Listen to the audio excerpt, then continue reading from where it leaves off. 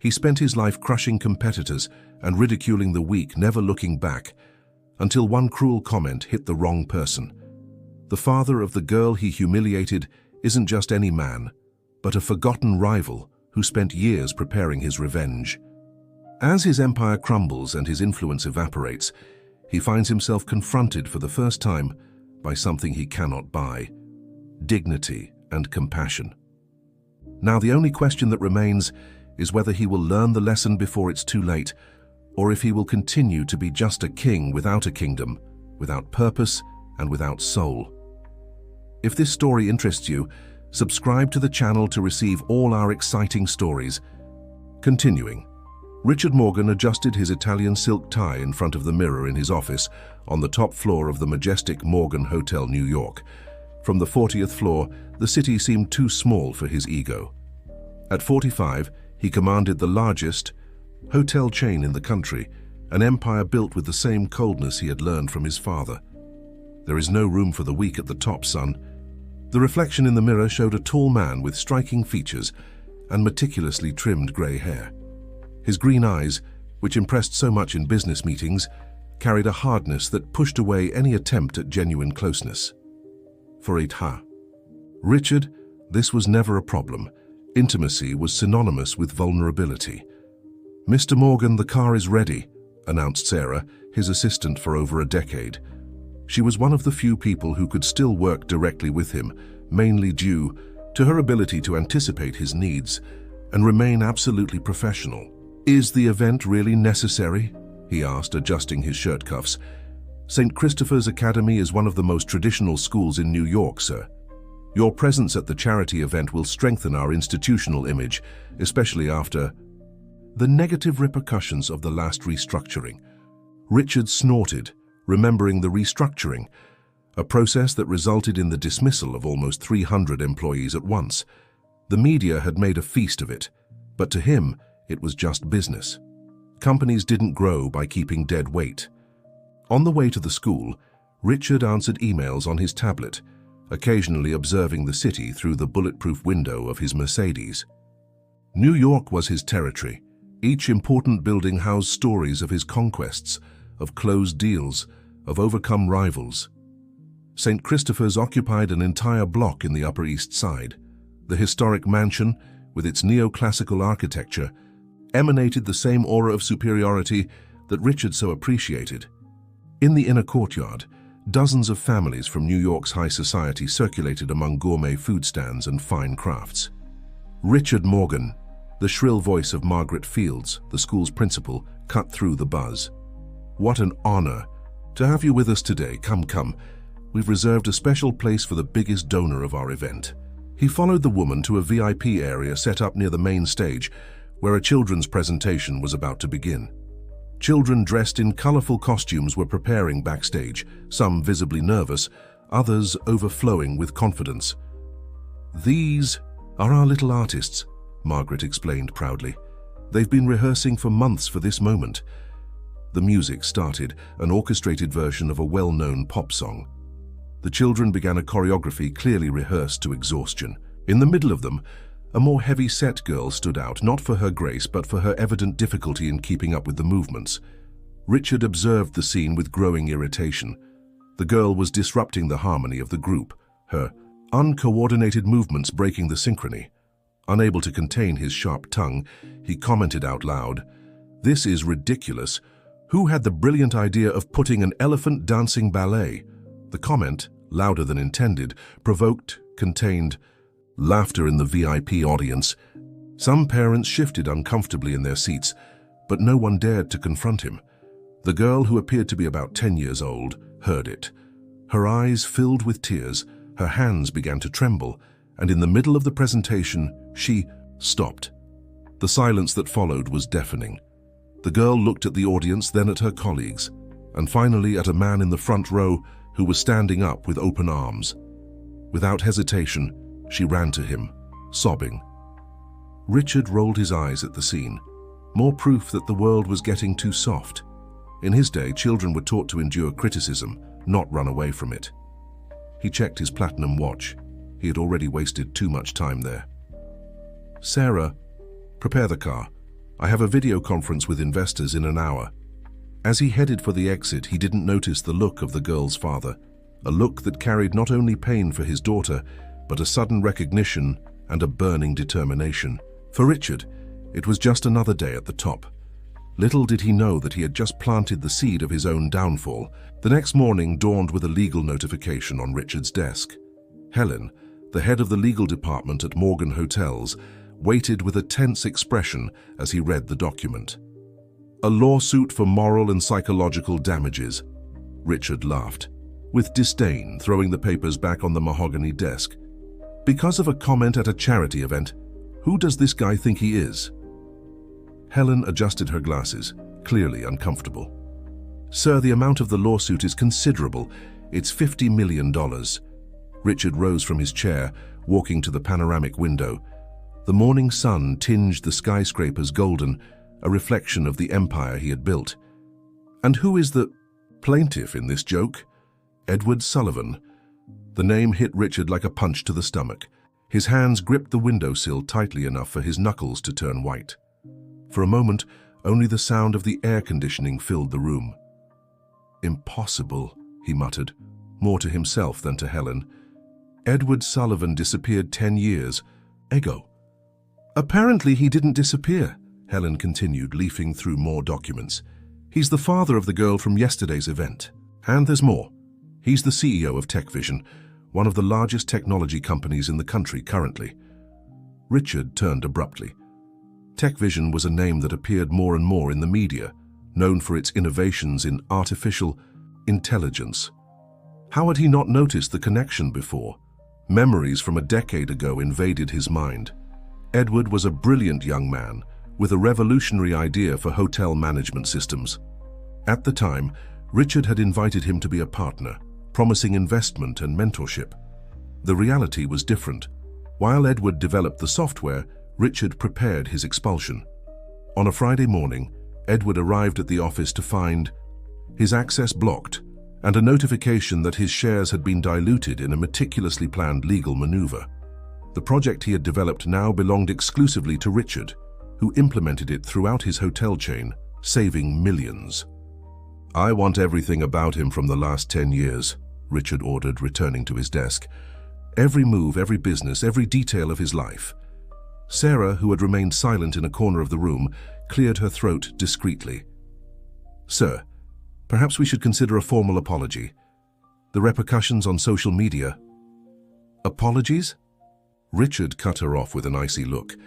"You've been with me long enough to know that Morgans don't apologize. If Edward wants war, he'll have war." But as his team mobilized, something bothered him. Edward had always been brilliant, methodical. If he chose this moment to reappear, he certainly had a bigger plan in mind. The lawsuit was just the tip of the iceberg. By the end of the afternoon, his suspicions were confirmed. A series of confidential emails began to leak to the press.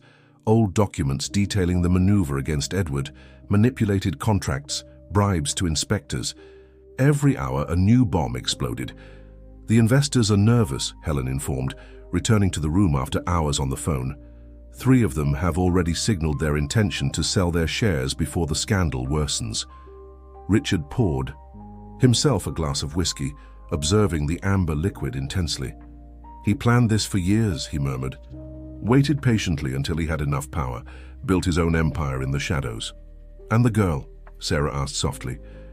"Laura Sullivan, 10 years old, studious, has been practicing ballet for 2 years despite difficulties with weight. Her mother—" "I'm not interested in the girl's story," Richard exploded, startling his employees. "I want you to find something, anything, that we can use against Edward. He can't be as perfect as he seems." But as night fell over New York, an uncomfortable feeling grew in his chest. For the first time in years, Richard Morgan felt fear. Not of the lawsuit itself. Money was just money. He feared something worse, that Edward Sullivan knew his darkest secrets, those that not even money could cover up.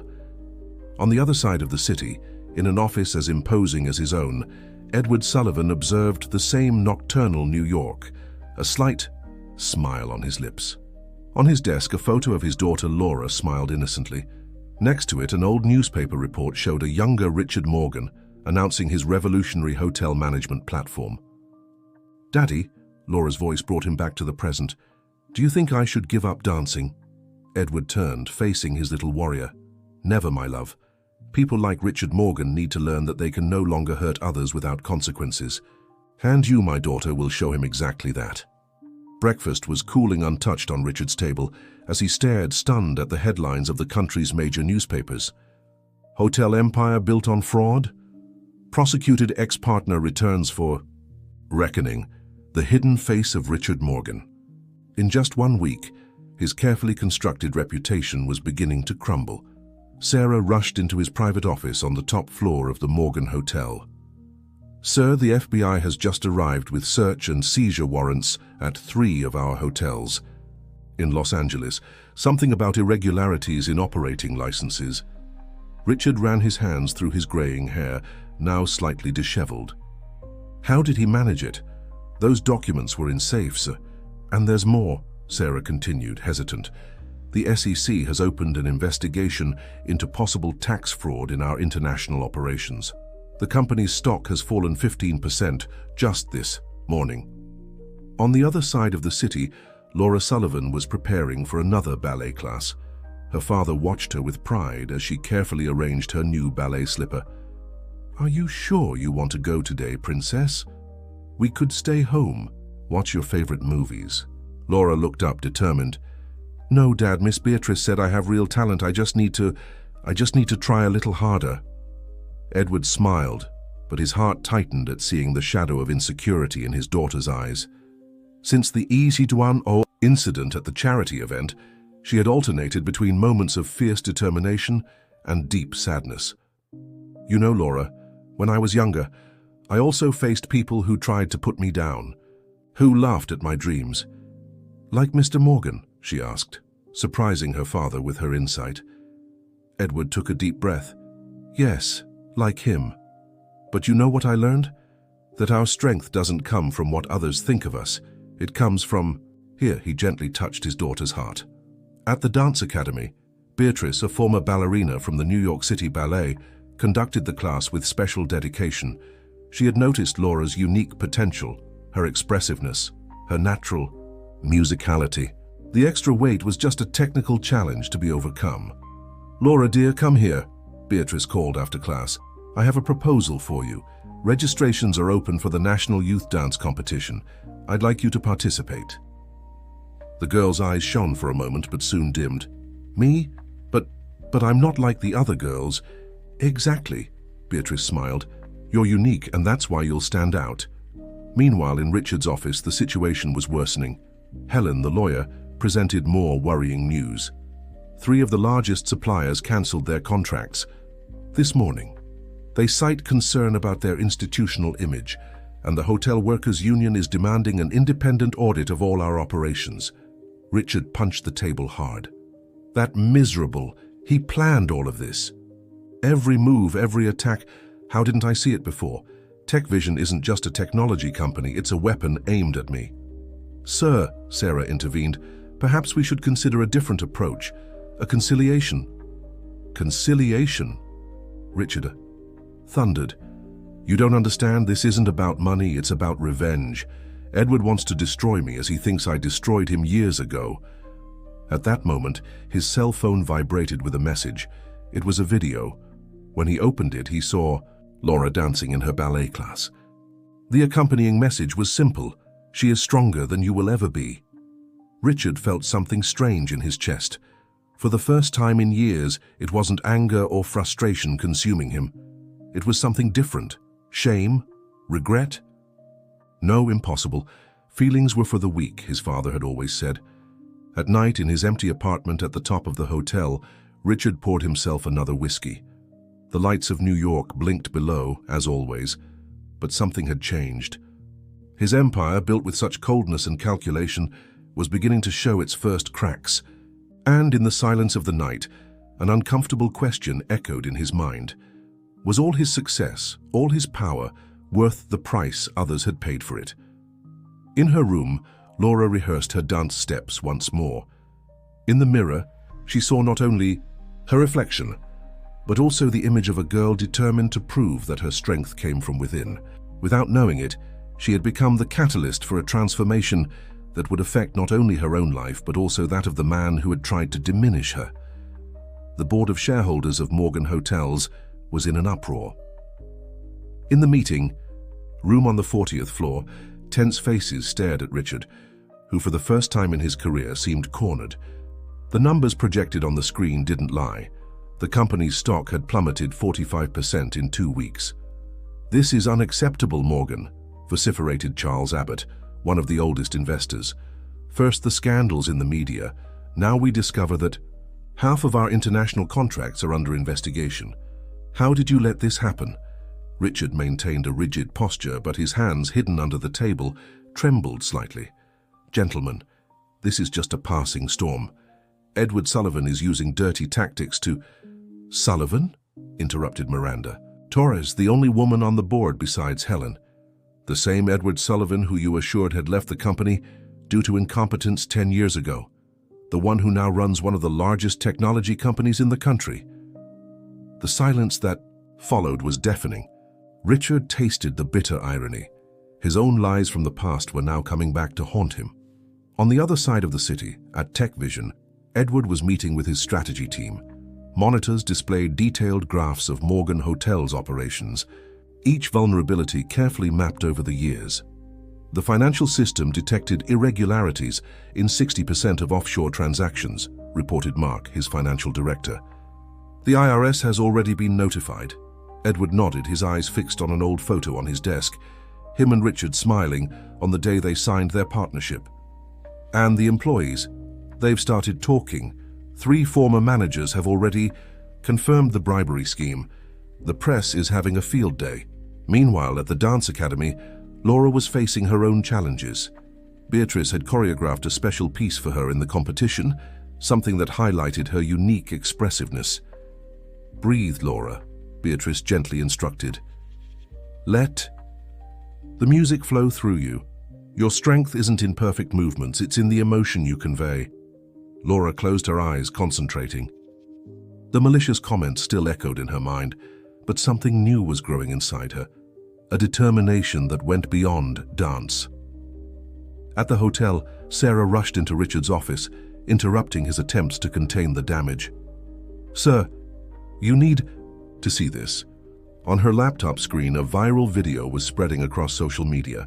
It was the recording of the charity event, clearly showing his cruel comment about Laura. The reactions were devastating. Celebrities and influencers were sharing the video, condemning his attitude.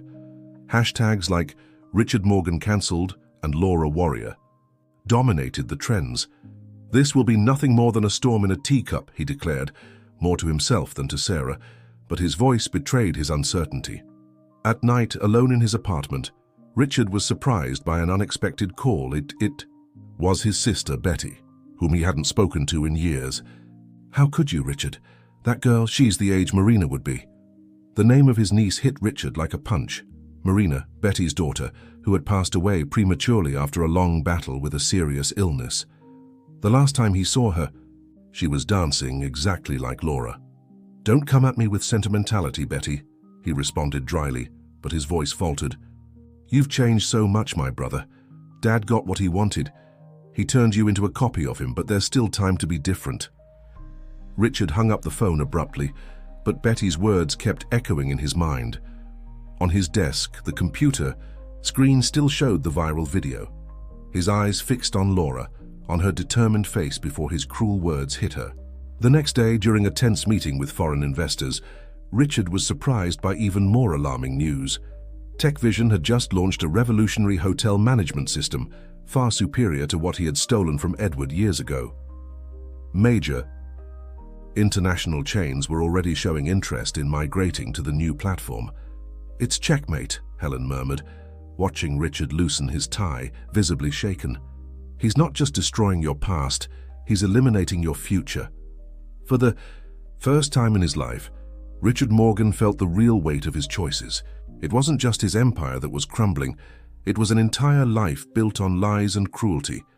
And the worst part, an innocent little girl had become the mirror reflecting all his monstrosity. At the dance academy, Laura continued her rehearsals, oblivious to the hurricane her story had unleashed. Each step, each turn, each movement was a small victory over fear and insecurity. Without knowing it, she was teaching a powerful lesson not just about dance, but about dignity and resilience. Richard was rummaging through an old box of photographs in his closet, something he hadn't done in years. Among images yellowed by time, he found one that made him freeze. Himself at 12 years old, fat and awkward, next to his father at the tennis club. The memory hit him like lightning, the laughter of the other boys, the malicious comments, the shame. "The world has no place for the weak, Richard," his father's voice echoed in his mind. "If you want to be respected, you need to be strong, you need to be feared." And so he did. By 15, he was already unrecognizable, thin, athletic, determined.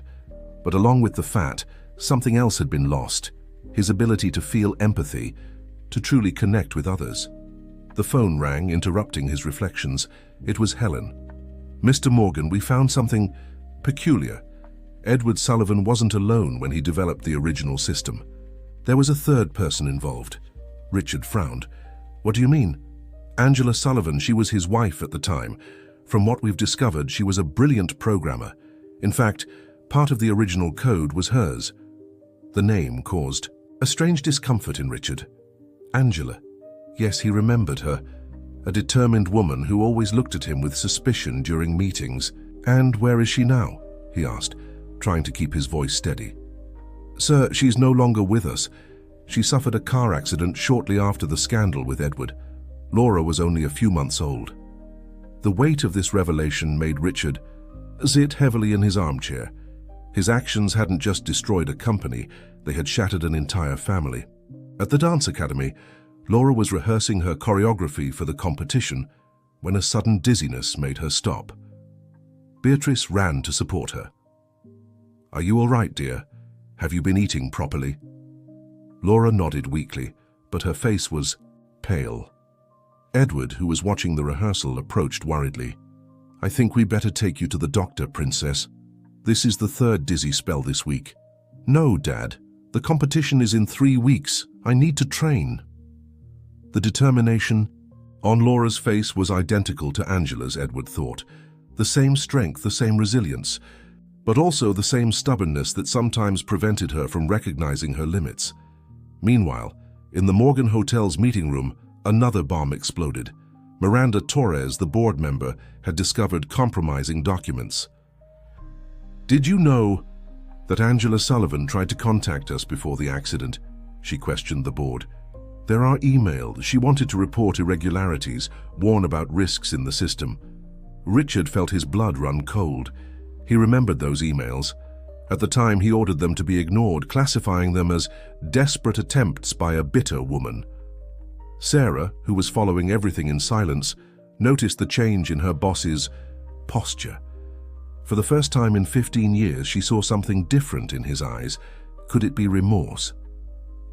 At the end of that afternoon, Richard received an unexpected visit. Betty, his sister, entered his office unannounced. "I came to show you something," she said, placing an old album on his desk. "Remember her?" The photo showed Marina, his niece, at her last dance recital. Even debilitated, she smiled radiantly on stage. "She never let the limitations of her body diminish her spirit," Betty continued, "just like Laura isn't letting them. Can you see the similarity, Richard?" Betty's words penetrated deeply. Marina, Laura, Angela. Women who faced adversities with a strength that he, with all his power and money, never truly understood. In the Tech Vision office, Edward was receiving the latest reports on Morgan Hotels. His revenge was almost complete. The stocks continued in free fall, contracts were being cancelled daily, and Richard's reputation was in tatters. But looking at the photo of Angela on his desk, something bothered him. "Is this what you would have wanted, my love?" he murmured to the image. "Using our daughter as an instrument of revenge?" Laura, oblivious to the storms forming around her, continued her preparation for the competition. Each step, each turn, carried not only her own story, but also the legacy of her mother, a woman who never allowed the world to define her limits. That night, Richard dreamed of Angela. In the dream, she didn't accuse him, didn't condemn him. She just looked at him with those penetrating eyes, as if she could see through all the layers of arrogance and cruelty he had built over the years, until she found that frightened boy from the tennis club, desperate to prove his worth to the world. The waiting room at St. Luke's Hospital was quiet when Dr. Carmen showed Laura's new test results. Edward held the papers with trembling hands as the doctor explained the gravity of the situation. "The condition is worsening faster than we expected," she said, pointing to the results. "The physical stress from the rehearsals, combined with the anxiety about the competition, is overloading her cardiovascular system." Edward ran his hands over his face, exhausted. "And if she continues dancing?" "There's a real risk of serious complications. Edward, your daughter needs to stop now." At the Morgan Hotel, Richard was immersed in old documentation. After discovering Angela's diary, something had changed inside him. Each page he read revealed not only the flaws in the system, but also the extent of his own cruelty. "Sarah," he called, his voice softer than usual, "find all records of communication with Angela Sullivan, all of them." His assistant looked at him surprised. It was the first time in years that she had seen him show real interest in something beyond profits. "Including the emails you ordered to be archived?" "Especially those." On his laptop, Richard opened a specific file, Angela's last email sent on the eve of her accident. "Richard, the flaws in the system are not just technical, they're ethical. What you did to Edward was cruel, but what you're about to do to thousands of guests is irresponsible. This data needs to be protected. Please do the right thing. If not for Edward, for our humanity, Angela." At the time, he had ridiculed her concerns. Now every word weighed like lead on his conscience. At the dance studio, Laura was rehearsing obsessively, ignoring the cold sweat and the sharp pains in her chest. Beatrice watched worriedly, noticing how her most dedicated student seemed increasingly pale. "Laura, dear, shall we take a break?" "I can't," the girl replied, breathless. "The competition is in 2 weeks. I need to prove they're wrong, all of them." Edward, who had just arrived at the studio, felt his heart tighten at seeing his daughter. Like this. It was like watching Angela again. The same fierce determination, the same desire to prove her worth to the world, no matter the cost. "Daughter," he began, but was interrupted by his cell phone. It was Mark from TechVision. "Edward, we did it. The last major investor in Morgan Hotels just sold their shares. The company is practically bankrupt. Richard Morgan is finished." The news that should have brought satisfaction only increased his torment. Watching Laura dance, Edward finally understood that his revenge had a much higher price than he had imagined. That night, Richard received an unexpected visit to his office. Helen entered carrying an old folder, her face marked by seriousness. "I found something you need to see," she said, placing the folder on the desk. "These are Angela's medical records from the months before the accident. She was investigating a pattern of health problems among employees who worked directly with the system." Richard opened the folder with trembling hands. The documents revealed a series of cases of extreme stress, heart problems and nervous breakdowns. Angela wasn't just concerned about technical flaws. She had discovered that the system was literally making people sick. "Why didn't anyone show me this before?" he asked, his voice almost a whisper. "You gave express orders for any document related to Angela to be archived without being read," Helen replied, her voice carrying a note of accusation. In the Sullivan apartment, Laura had finally fallen asleep, exhausted after another day of rehearsals. Edward watched her sleep, noticing how much she looked like her mother. Next to the bed, a photo of Angela smiled serenely, as if watching over her little warrior. "What should I do, my love?" Edward murmured to the photo. "How can I choose between justice and her well-being?" The answer came in the form of a message on his cell phone. It was an anonymous video showing Richard Morgan in his office crying while reading old documentation. The attached message said, "He's finally seeing the truth, but at what cost?" Sarah, who had secretly sent the video, watched her boss from afar. For the first time in 15 years, she saw Richard Morgan not as the ruthless magnate, but as a man broken by the weight of his own choices. Fate, in its infinite irony, had intertwined these lives inextricably. Richard, who had spent years building an empire on lies and cruelty, now saw everything crumbling before the truth that Angela had tried to reveal. Edward, consumed by revenge, discovered that the price of retribution could be his own daughters. Health, and Laura, innocent amidst this web of secrets and resentments, continued dancing, her determination becoming a force that could both save and destroy her. The final rehearsal for the National Youth Dance Competition was at its peak when Laura felt the first strong vertigo. The studio lights seemed to spin, and her vision darkened for a few seconds. Even so, she continued dancing, determined not to show weakness. "Laura!" Beatrice shouted as she saw the girl stumble. "Stop the music!" Edward, who was watching the rehearsal, ran to his daughter. Laura was pale, her hands cold, her breathing irregular.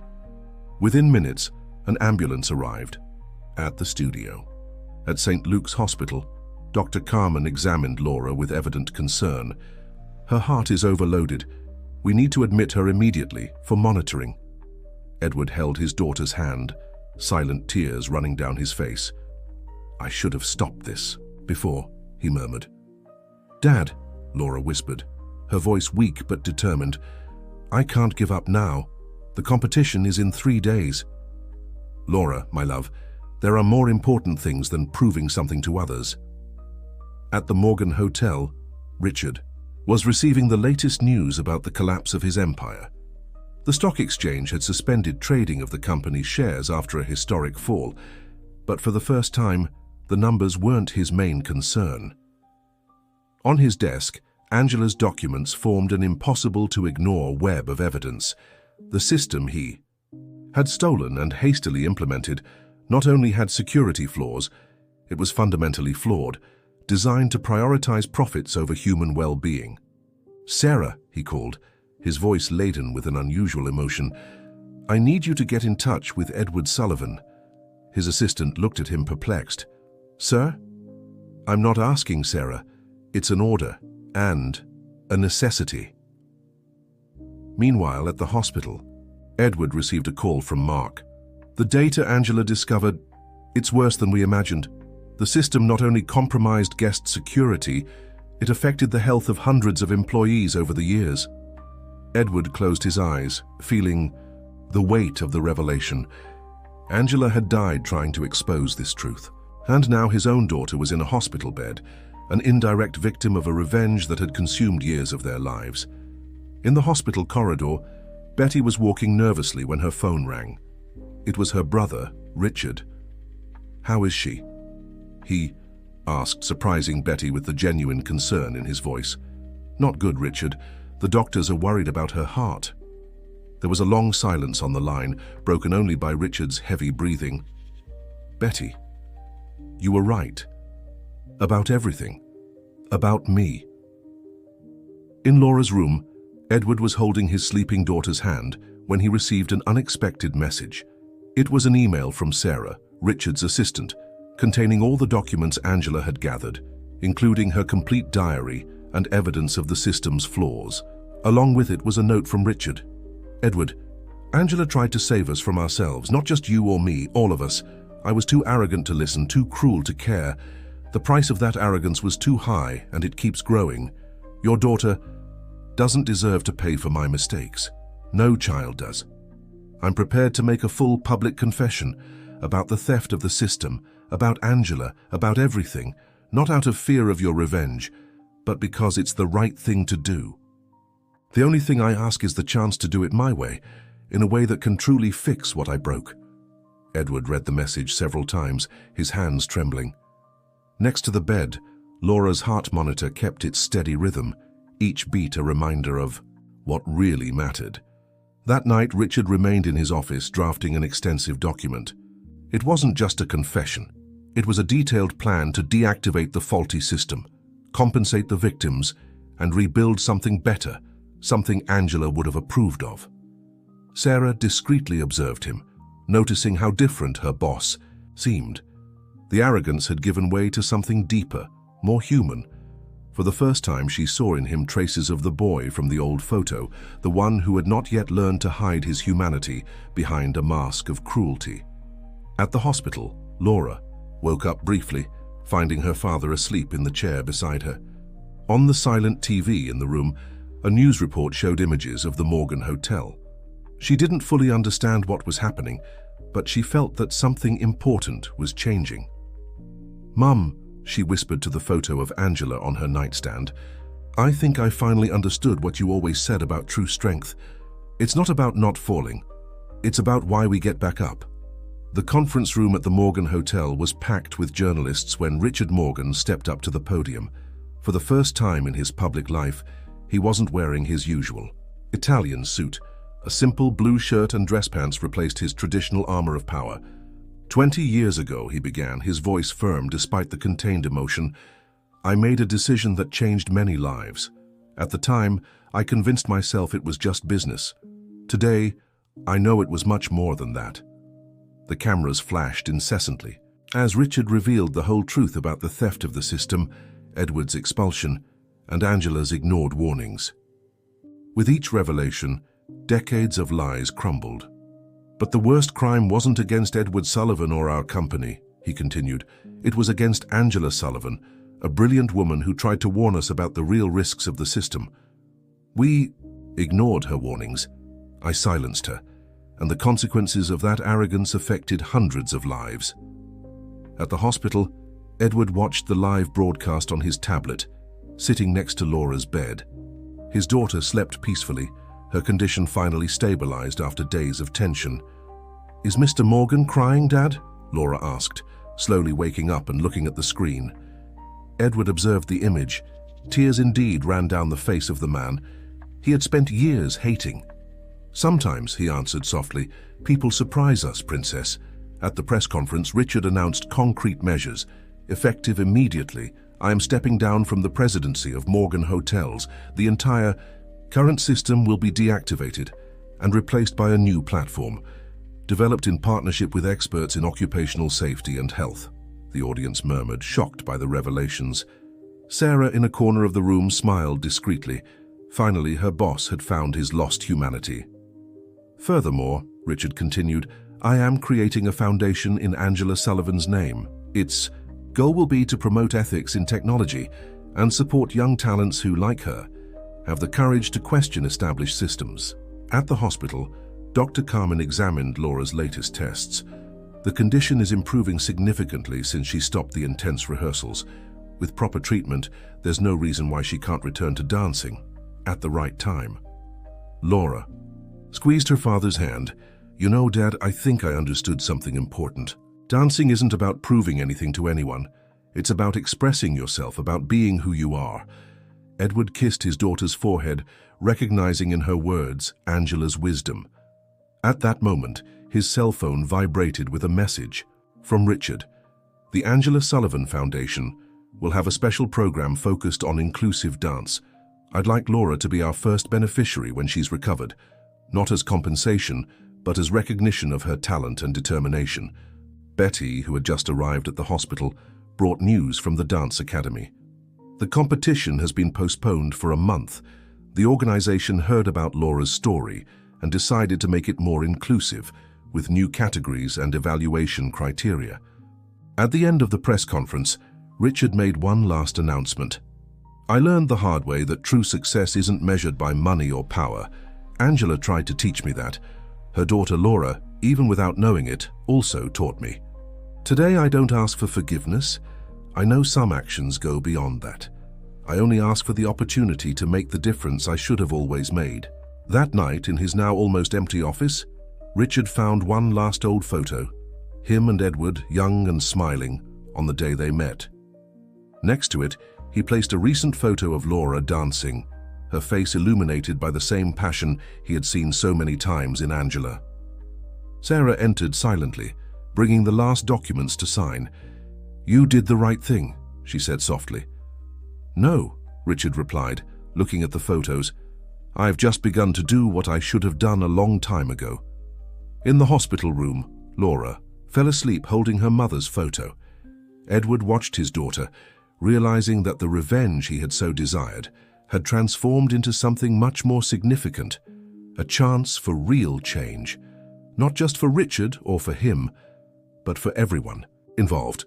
In her dream, Laura danced, not for judges or audience, not to prove her worth or overcome prejudices. She danced for the pure joy of moving, of expressing herself, of being who she was. And in her dream, her mother danced with her, their movements in perfect harmony, celebrating not perfection, but the authenticity of each step. 3 months passed since the press conference that changed everything. The New York City Ballet Theatre was completely packed for the National Youth Dance Competition, now redesigned with new categories that celebrated diversity and artistic expression in all its forms. Backstage, Laura adjusted her purple costume, her favorite color, and the same one her mother used to wear in her dance performances. Her face radiated health and confidence, not the false confidence born from the need to prove something, but the one that comes from self-acceptance. "Ready, Princess?" Edward asked, entering the dressing room with a bouquet of white orchids. "Almost," she replied, looking at herself in the mirror. "Dad, do you think Mom would be proud?" Edward hugged his daughter, emotional. "She always was, my love. Always." In the audience, Richard Morgan discreetly settled next to his sister Betty. He was no longer the feared magnate of before. The last few months had softened his features, humanized his gaze. "It still surprises me to see you here," Betty commented. "Some promises need to be kept," he replied, touching the brooch on his lapel, a small symbol of the Angela Sullivan Foundation. The foundation had become his main focus since he stepped away from business. Under its new management, Morgan Hotels was undergoing a profound transformation, prioritizing well-being and sustainability over exorbitant profits. The theater darkened, and a respectful silence took over the environment. On stage, Laura appeared under a soft beam of light. Her choreography, specially created by Beatrice, didn't seek traditional technical perfection. It was a celebration of movement, of life, of overcoming. As Laura danced, memories and present intermingled. In the front row, Edward couldn't hold back tears as he watched his daughter shine. Each of her movements carried a bit of Angela, but also much of her own identity. Richard observed the performance, filled with an emotion he never imagined he would feel. In Laura, he no longer saw the little girl he had once humiliated. He saw an artist who, with her authenticity, had catalyzed profound transformations in everyone around her. Sarah, seated a few rows behind, smiled as she saw how changed her former boss was. In her purse, she carried her transfer letter. She would now coordinate the social projects of the foundation, transforming other lives just as she had witnessed Richard's transformation. When the music ended, Laura did something unexpected. Instead of a traditional bow, she flashed a radiant smile and blew a kiss upward, her secret gesture of love for her mother. The audience erupted in applause. Edward was the first to stand, followed by Richard and soon the entire theater. It wasn't just applause for a performance, it was the celebration of a journey of healing and transformation. Backstage after the performance, Laura was receiving hugs and congratulations when Richard approached timidly. "Laura," he said, his voice soft, "your mother once told me that true strength comes from being who we really are. It took me decades to understand that. You taught me in just a few months." Laura surprised him with a spontaneous hug. "Sometimes we need to fall to learn how to get up, don't we?" Edward watched the scene with a mix of emotions. The anger that had once consumed. His heart had given way to something deeper, understanding, perhaps even forgiveness. "Angela always said that true transformation begins with a small act of courage," he said, approaching. "I think we all found that courage in different ways." That night, after the awards ceremony, where Laura received an honorable mention for her innovative performance, a small celebration was organized in the theater's garden. Under the stars of New York, former rivals talked like old friends, united by a story of loss, learning, and redemption. The Angela Sullivan Foundation announced its first projects: an ethical technology center, inclusive dance programs, scholarships for young innovators. Angela's legacy was finally blossoming, not through revenge but through positive transformation. Laura danced once more that night, an improvised and joyful dance with other children from the competition. Richard, observing the scene, realized that his father was wrong. True strength didn't come from fear or intimidation, but from the ability to recognize mistakes, to change, to allow oneself to be human. Edward, in turn, finally understood that the best tribute he could pay to Angela was not through revenge, but by continuing her work of making the world a better, fairer, more human place. And somewhere, Angela smiled. Her sacrifice had not been in vain. Through her daughter, through the transformed lives, through the change of hearts that seemed impossible to reach, her dream of a more ethical and compassionate world was beginning to become reality. The night ended with a photograph. Laura in the center, Edward and Richard by her side, Betty, Sarah, and all the others around. It wasn't just a photo. It was the portrait of a new beginning, of healed wounds, of lessons learned. It was living proof that sometimes the greatest miracles begin with the smallest gestures of courage and forgiveness.